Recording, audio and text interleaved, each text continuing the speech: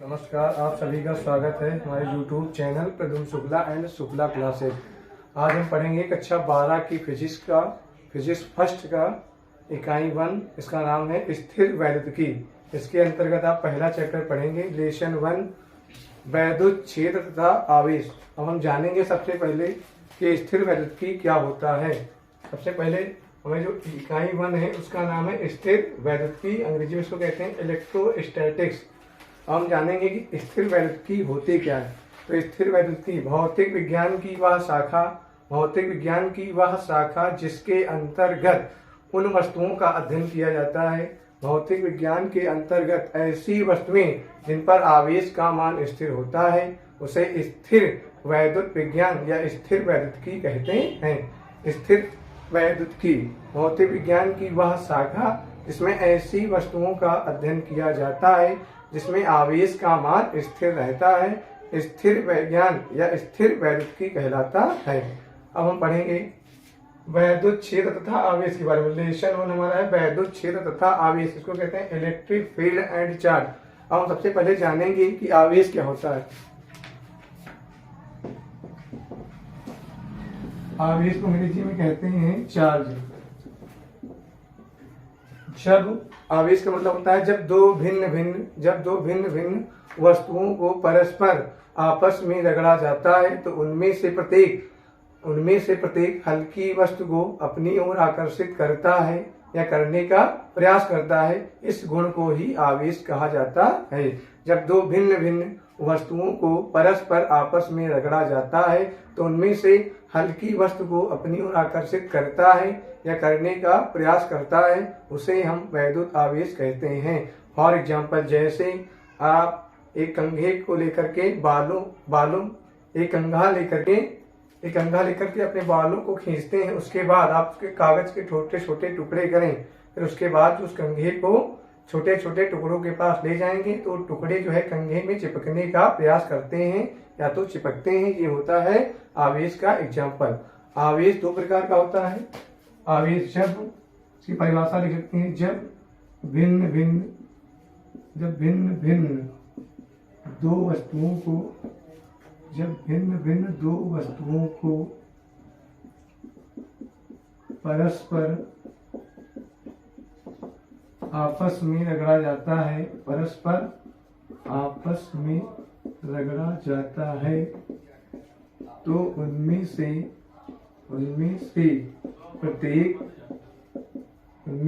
प्रत्येक हल्की वस्तुओं को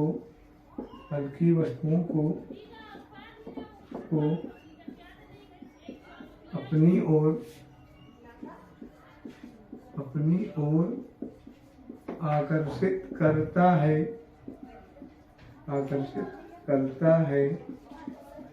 या करने का प्रयास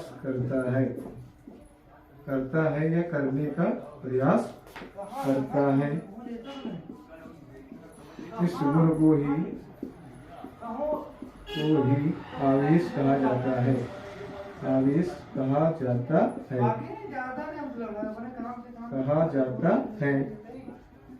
एग्जाम्पल, जब आप कंघी को लेकर के बालों में खींचते हैं, उसके बाद कागज के छोटे छोटे टुकड़े करते हैं। छोटे छोटे टुकड़े करने के बाद आप कंघी को उस कागज के पास ले जाते हैं तो कागज के टुकड़े उस कंघी में चिपकते हैं या चिपकने का प्रयास करते हैं।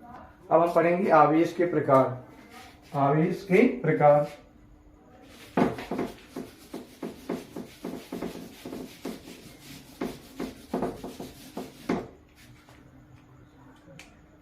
आवेश दो प्रकार का होता है। आवेश के प्रकार टाइप्स ऑफ चार्ज। आवेश के प्रकार। आवेश दो प्रकार के होते हैं। नंबर 1 धनात्मक आवेश, नंबर 2 ऋणात्मक आवेश। Number 1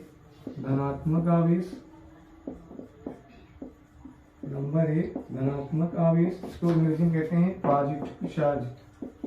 positive charge. नंबर 2 होता है ऋणात्मक आवेश। ऋणात्मक आवेश, नेगेटिव चार्ज,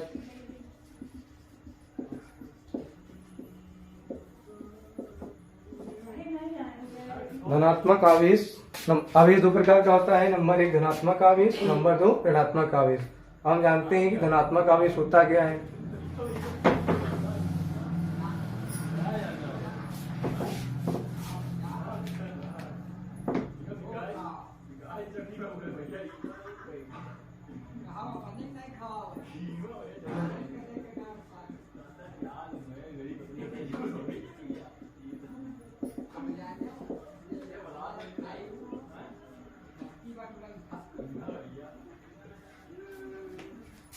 जब धनात्मक आवेश जब किसी तत्व या परमाणु से दो या दो से एक या एक से अधिक इलेक्ट्रॉनों को त्यागता है। जब कोई परमाणु अथवा तत्व एक अथवा एक से अधिक इलेक्ट्रॉनों को त्यागता है तो वह जितने इलेक्ट्रॉनों को त्यागेगा उसमें उतने इलेक्ट्रॉनों की कमी होती है। इस प्रकार के आवेश को धनात्मक आवेश कहते हैं। धनात्मक आवेश जब किसी परमाणु अथवा तत्व से एक अथवा एक से अधिक इलेक्ट्रॉन को त्यागता है तो वह जितने इलेक्ट्रॉन को त्यागेगा उसमें से उतने इलेक्ट्रॉनों की कमी होती है। इस प्रकार के आवेश को धनात्मक आवेश पॉजिटिव चार्ज कहते हैं। तो इसकी पहचान किसी भी तत्व के ऊपर प्लस लगा के की जाती है, जैसे Na+। इसका मतलब है Na का मतलब होता है इसका परमाणु क्रमांक होता है 11, अब प्लस का मतलब इसमें से एक कम हो गया तो कितने बचेंगे 10। तो प्लस का मतलब होता है कमी। अगर किसी भी तत्व के ऊपर प्लस लगा हुआ है तो इसका मतलब है उस पे धनात्मक आवेश है। धनात्मक आवेश का मतलब होता है उसमें इलेक्ट्रॉनों की कमी। जब किसी परमाणु अथवा तत्व से एक अथवा एक से अधिक इलेक्ट्रॉन को त्यागता है तो वह जितने इलेक्ट्रॉनों को त्यागेगा उसमें उतने इलेक्ट्रॉनों की कमी हो जाती है। इस प्रकार के आवेश को धनात्मक आवेश कहते हैं। जैसे Na+, कैल्शियम प्लस। इसका मतलब होता है कैल्शियम का परमाणु क्रमांक होता है 20, इसमें 2 प्लस लगे हुए हैं, इसका मतलब इसमें से 2 इलेक्ट्रॉनों की कमी। हमारे पास कितने इलेक्ट्रॉन बचे 18, तो प्लस मतलब होता है इलेक्ट्रॉनों की कमी। अगर प्लस लगा हुआ है किसी तत्व के ऊपर तो उस पर होता है धनात्मक आवेश।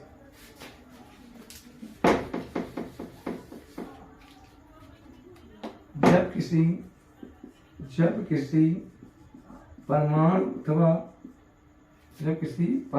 अथवा तत्व से जब कोई परमाणु एक अथवा एक से अधिक, जब कोई परमाणु अथवा तत्व एक या एक से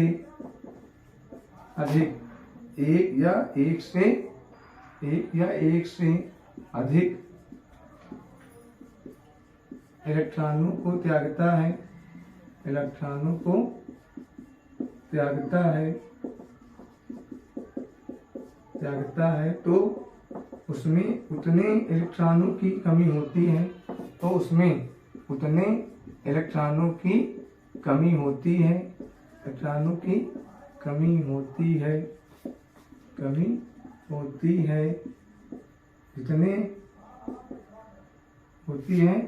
जितने इलेक्ट्रॉनों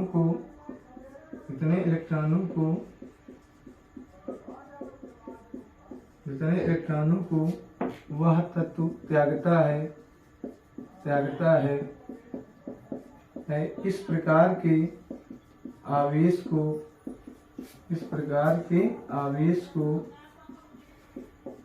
धनात्मक आवेश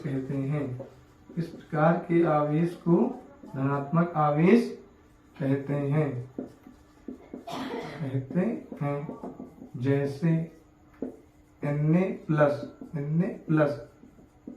कैल्शियम डबल प्लस। प्लस का मतलब होता है इलेक्ट्रॉनों की कमी, और जितने चार्ज लगे होंगे उसमें उतने इलेक्ट्रॉनों की कमी होती है। तो हम इससे पहचान करते हैं कि किसी भी तत्व या परमाणु के ऊपर कोई प्लस लगा हुआ है तो उस पर होता है धनात्मक आवेश, और प्लस मतलब होता है इलेक्ट्रॉनों की कमी। जितने प्लस लगे होंगे उसमें उस तत्व में उतने इलेक्ट्रॉनों की कमी होती है। तो इस प्रकार के आवेश को धनात्मक आवेश कहते हैं। अगला हम पढ़ेंगे नंबर 2 अब है ऋणात्मक आवेश।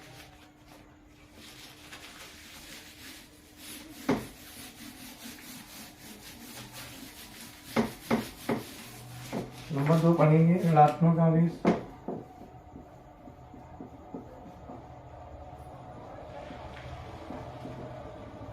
ऋणात्मक आवेश, नेगेटिव चार्ज।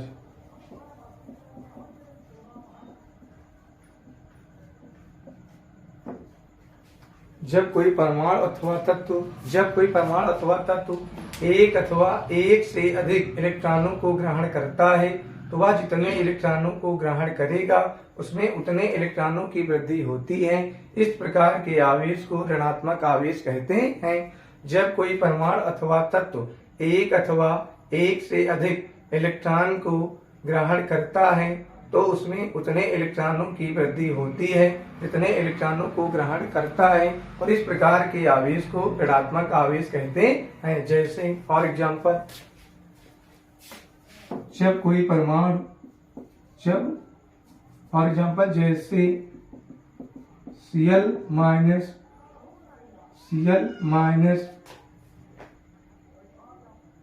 माइनस का मतलब हो गया क्लोरीन, Cl का मतलब होता है क्लोरीन, और 17 एक माने लगा, इसका मतलब इसमें एक इलेक्ट्रॉन की क्या होगी वृद्धि, तो 17 1 18, तो माइनस मतलब होता है ऋणात्मक चार्ज, और माइनस लगाने से उसमें इलेक्ट्रॉनों की वृद्धि, जितने माइनस लगाए जाएंगे उसमें उतने इलेक्ट्रॉनों की वृद्धि। इस परिभाषा में कहते हैं जब कोई परमाणु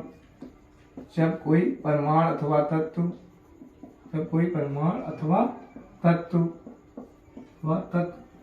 एक अथवा एक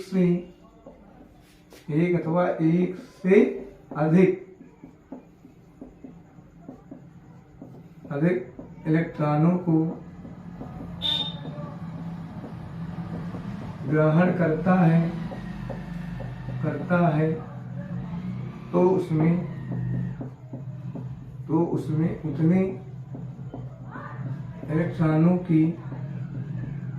उतने इलेक्ट्रॉनों की वृद्धि होती है जितने इलेक्ट्रॉनों को वह तत्व ग्रहण करता है। इस प्रकार के आवेश को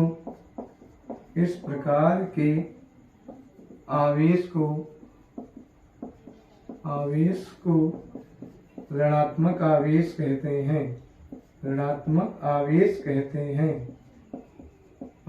कहते हैं।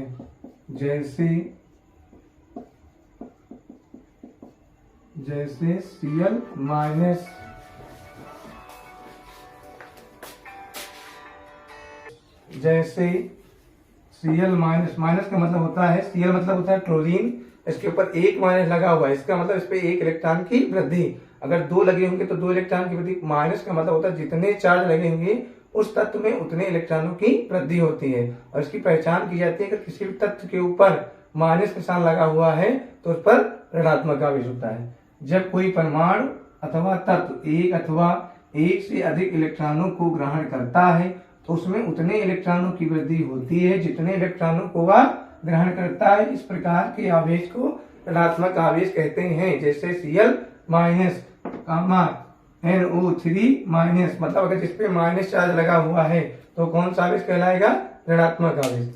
अब आगे हम पढ़ते हैं कूलाम का नियम।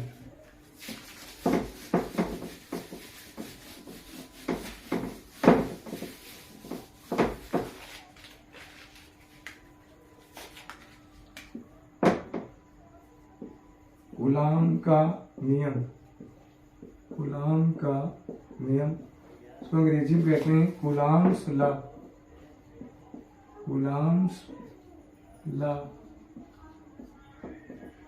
कूलाम का नियम क्या है इसके बारे में पहले जानते हैं। कूलाम एक फ्रांसीसी वैज्ञानिक हैं, इनका पूरा नाम है चार्ल्स ऑगस्टीन डे कूलाम। इन्होंने ये नियम सन 1785 ईस्वी में बनाया था। तो सबसे पहले जानते हैं कूलाम कौन है। कूलाम एक फ्रांसीसी वैज्ञानिक हैं जिन्होंने सन 1785 ईस्वी में इस नियम का प्रतिपादन किया था। तो कूलाम का नियम जो है आवेशों की मात्राओं पर निर्भर करता है। अब जानते हैं, सबसे पहले एक फिगर बनाएंगे। हमारे पास 2 बिंदु दिए गए, एक बिंदु A है और एक बिंदु B है, जहाँ पर आवेश की मात्रा Q1 है और यहाँ पर आवेश की मात्रा Q2 है और इसके बीच की दूरी हमने मान लिया कितनी है R। एक बिंदु A है और एक बिंदु B है। A पर आवेश की मात्रा Q1 है और B पर आवेश की मात्रा Q2 है और दोनों आवेशों के बीच की दूरी R है। दोनों आवेशों के बीच की दूरी R है। अब हम समझते हैं इसमें हमको लिखना क्या है। तो हम लिखेंगे फ्रांसीसी वैज्ञानिक, कूलाम का पूरा नाम है चार्ल्स ऑगस्टिन डे कूलाम। फ्रांसीसी वैज्ञानिक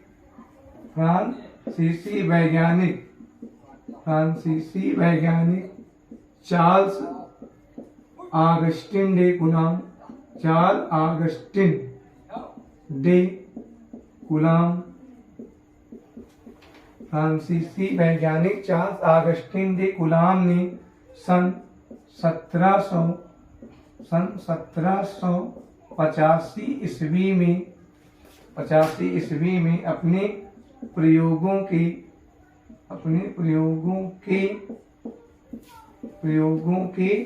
परीक्षणों के आधार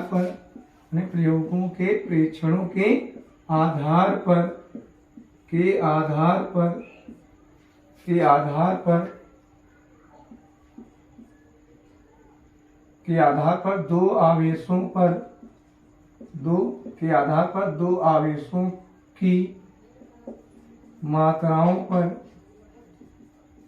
आवेशों की मात्राओं पर लगने वाले वैद्युत बल के लिए एक नियम का प्रतिपादन किया था। इस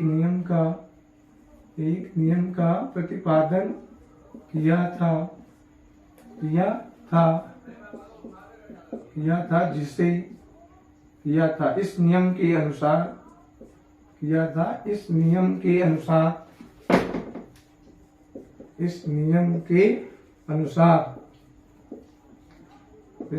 के अनुसार सबसे पहले हम जानेंगे कि कूलाम का नियम क्या होता है। तो हमारे पास दो बिंदु दिए होते हैं, एक दिया होता है A और एक बिंदु दिया होता है B। A पर आवेश की मात्रा Q1 होती है और B पर आवेश की मात्रा Q2 और इन दोनों के बीच की दूरी होती है R। और ये वैज्ञानिक कहाँ के थे? कूलाम। फ्रांसीसी वैज्ञानिक चार्ल्स ऑगस्टिन डे कूलाम ने सन 1785 ईस्वी में अपने प्रयोगों के परीक्षणों, अगर कोई नियम बनाया जाता है तो एक बार में नहीं बनता, कोई नियम बनाया जाता है एक बार में नहीं बनता, आपको कई प्रयोग करना पड़ता है तब जाके कोई नियम निकल के आता है। सन 1785 ईस्वी में दो आवेशों की मात्राओं पर लगने वाले वैद्युत बल के लिए एक नियम का प्रतिपादन किया था, जिसे हम कहते हैं कूलाम का नियम। अब हम जानते हैं इस नियम के अनुसार क्या होता है। इस नियम के अनुसार दो बिंदु हमारे पास दिए गए A और B। इस नियम के अनुसार दो स्थिर बिंदु आवेशों के मध्य, इस नियम के अनुसार दो स्थिर बिंदु आपके पास कौन कौन से? A और B। और स्थिर बिंदु का मतलब होता है जो अपनी जगह से परिवर्तित ना हो, इधर बल लगाया तो इधर बढ़ गया, इधर बल लगाया तो इधर। इसका मतलब होता है स्थिर बिंदु का मतलब है आप बल चाहे जितना लगाएं वो दोनों बिंदु अपनी जगह पर बने रहेंगे, उसमें कोई परिवर्तन नहीं होगा। तो कूलाम ने बताया है इस नियम के अनुसार दो स्थिर बिंदु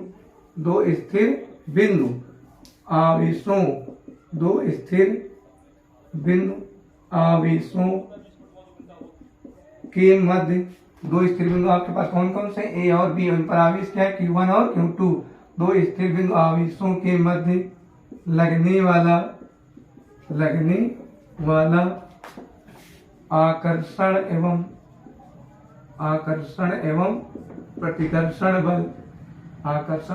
प्रतिकर्षण बल दोनों आवेशों की मात्राओं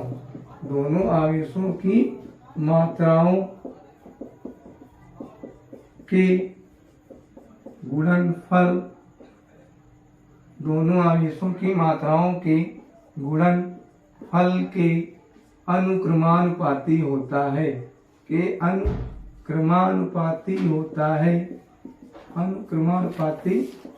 है। हम जानते हैं क्या कह रहा दो स्थिर बिंदु आपके पास कौन कौन से? A और B। दो स्थिर बिंदु कौन कौन से? A और B। कूलाम का नियम, इस नियम के अनुसार, कूलाम का नियम होता है इस नियम के अनुसार दो स्थिर बिंदु आवेशों के मध्य, मध्य का मतलब होता है बीच, लगने वाला आकर्षण एवं प्रतिकर्षण बल। तो पहले हम ये जानते हैं कि आकर्षण बल और प्रतिकर्षण बल क्या होता है। जब आपके पास, जब दिया जाए आपके पास दो आवेश हो, एक पर प्लस हो और एक पर माइनस हो, जब दो बिंदु हो, दोनों बिंदु पर आवेश की मात्रा अलग अलग हो भैया, एक पर प्लस और एक पर माइनस, जब दो बिंदु दिए जाए दोनों पर आवेश की मात्रा अलग अलग होती है तो उनके बीच लगने वाला बल सदैव आकर्षण बल होता है। यदि दो वस्तुएं हैं और दोनों पर अलग अलग आवेश दिया गया है तो उनके बीच लगने वाला बल सदैव आकर्षण बल कहलाता है। यदि दोनों पर आवेश की मात्रा एक समान हो जाए, प्लस प्लस हो जाए या माइनस माइनस हो जाए, यदि दोनों वस्तुओं पर आवेश की मात्रा एक समान होती है तो उनके बीच लगने वाला बल सदैव प्रतिकर्षण बल होता है। यदि दो वस्तुओं पर आवेश की मात्रा अलग अलग अर्थात एक पर प्लस और एक पर माइनस तो उनके बीच लगने वाला बल सदैव आकर्षण बल कहलाता है। यदि दो वस्तुओं पर आवेश की मात्रा एक समान है अर्थात प्लस प्लस या माइनस माइनस तो उनके बीच लगने वाला बल सदैव प्रतिकर्षण बल होता है। हम इतना जान गए कि आकर्षण बल क्या होता है और प्रतिकर्षण बल क्या होता है। तो यहाँ पे लिखा हुआ है कि दो स्थिर बिंदु आवेशों के मध्य लगने वाला आकर्षण एवं प्रतिकर्षण बल, दोनों बात क्यों कर रहा है क्योंकि यहाँ पर कोई निशान नहीं लगा, इसका मतलब प्लस माइनस हो सकता है, इसका मतलब प्लस माइनस का मतलब कौन सा बल, आकर्षण बल, और यहाँ पर प्लस प्लस भी हो सकता है, इसका मतलब प्रतिकर्षण बल। तो यहाँ पर कोई निशान लगा हुआ नहीं है, इसका मतलब इन दोनों के बीच में दोनों बल लगे, आकर्षण और प्रतिकर्षण, इसका मतलब प्लस प्लस भी हो सकता है और माइनस माइनस, इसीलिए यहाँ पर लिखा हुआ है आकर्षण एवं प्रतिकर्षण, क्योंकि दोनों पर आवेश मतलब कोई भी निशान लगा हुआ नहीं है, ना तो प्लस ना तो माइनस, इसका मतलब प्लस प्लस भी हो सकता है और माइनस माइनस, एक समान भी आवेश हो सकता है और अलग अलग, इसीलिए इनके बीच में दो बल लगे, आकर्षण एवं प्रतिकर्षण, क्योंकि इन आवेशों के पहले कोई भी निशान लगा हुआ नहीं है। आकर्षण बल का मतलब होता है जब दो वस्तुओं पर आवेश की मात्रा अलग अलग होती है तो उनके बीच लगने वाला बल सदैव आकर्षण बल कहलाता है। जब दो वस्तुओं पर आवेश की मात्रा एक समान होती है तो उनके बीच लगने वाला बल सदैव प्रतिकर्षण बल कहलाता है। अब आगे पढ़ते हैं। दो स्थिर बिंदु आवेशों के मध्य लगने वाला आकर्षण एवं प्रतिकर्षण बल, दोनों आवेशों की मात्राएं, तो कितनी मात्रा है, Q1 और Q2, आपके पास दो आवेश हैं, पहले आवेश की मात्रा Q1 है और दूसरे आवेश की मात्रा Q2 के मात्राओं के गुणनफल के अनुक्रमानुपाती होता है। कौन अनुक्रमानुपाती होता है, लगने वाला बल, तो हम लिख देंगे F अनुक्रमानुपाती लगने वाला बल किसके होता है, दोनों आवेशों की मात्राओं के गुणनफल के अनुक्रमानुपाती होता है लगने वाला बल। फिर आगे होता था तथा बीच की दूरी, तथा बीच की दूरी के, तथा बीच की दूरी कितनी r, तथा बीच की दूरी के वर्ग के व्युत्क्रमानुपाती होता है कौन, लगने वाला बल।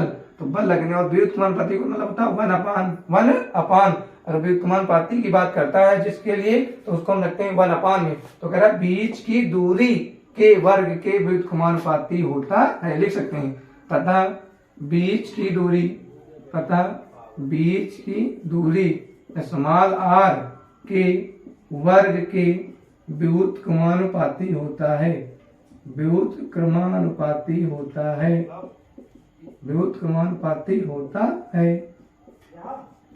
हम लिखेंगे कौन होता है, लगने वाला बल, व्युत्क्रमानुपाती होता है 1/r², r का वर्ग मतलब बीच की दूरी के वर्ग के 1/, में लिखा तो व्युत्क्रमानुपाती होता है इसके लगने वाला बल।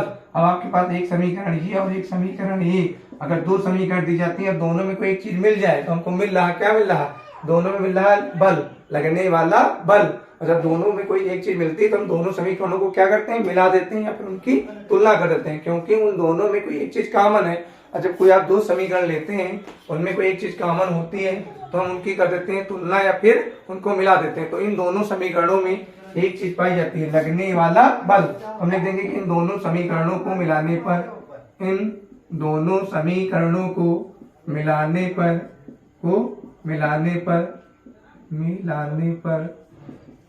मिला दो तो ये हो जाएगा F अनुक्रमानुपाती Q1 Q2 गुणे 1/r²। F को हम कितनी बार लिखेंगे, एक बार, क्योंकि दोनों में क्या है, कॉमन, और इसको एक बार निशान लगा दो अनुक्रमानुपाती जो का तो लिख दो Q1 Q2 × 1/r²। अब ऊपर का हम मिटा देंगे,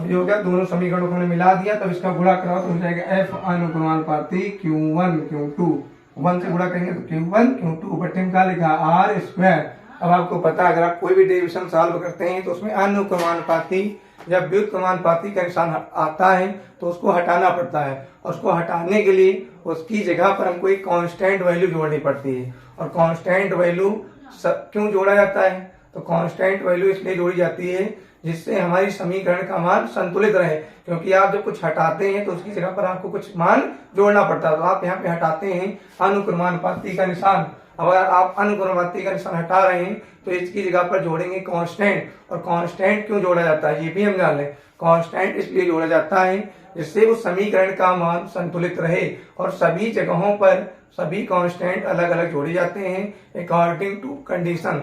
अपनी शर्त के अनुसार सभी जगह पर अलग अलग कांस्टेंट जोड़े जाते हैं, और कांस्टेंट एक फिक्स वैल्यू होती है जिसका मान कभी बदलता नहीं है। और कांस्टेंट जोड़ने से उस समीकरण का मान संतुलन की अवस्था में बना रहता है, उसमें कोई परिवर्तन नहीं होता, क्योंकि आप हटाते हैं अनुक्रमानुपाती का निशान तो उसकी जगह पर आप जोड़ते हैं कांस्टेंट। और कांस्टेंट इसीलिए जोड़ा जाता है इससे उस समीकरण का मान संतुलित रहे और उसमें कोई परिवर्तन ना हो। इसलिए जब भी आप अनुक्रमानुपाती जब व्युत्क्रमानुपाती का निशान हटाते हैं तो उसकी जगह पर कांस्टेंट जोड़ना अति आवश्यक होता है।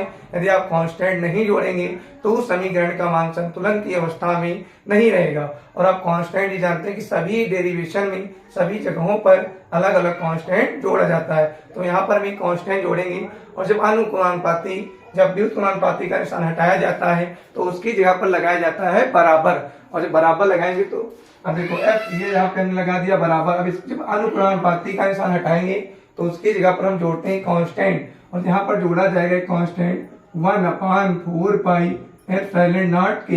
ये कांस्टेंट वैल्यू जो कहाँ पर जोड़ी जाती है, व्युत्क्रमानुपाती हटाते हैं तो उसकी जगह पर आप एक जोड़ेंगे कांस्टेंट, और वो कांस्टेंट है 1/4 पाई एप्सिलॉन नॉट के। और बाकी जो करते हो लिखा रहेगा, आगे क्या लिखा था Q1 Q2 बटे आर स्क्वायर। समझ गए, ये 1/4 पाई एप्सिलॉन नॉट के क्या ये कांस्टेंट है, क्योंकि आपने जब अनुक्रमानुपाती का निशान हटाया तो उसकी जगह पर आपने जोड़ दिया है कांस्टेंट वैल्यू जो समीकरण को संतुलन की अवस्था में बनाए रखता है। अब आगे हम लिखेंगे, हम जानते हैं कि जहां 1/4 पाई एप्सिलॉन नॉट के 1/4 पाई एप्सिलॉन नॉट एक नियतांक है तथा 1/4 पाई एप्सिलॉन नॉट का मान होता है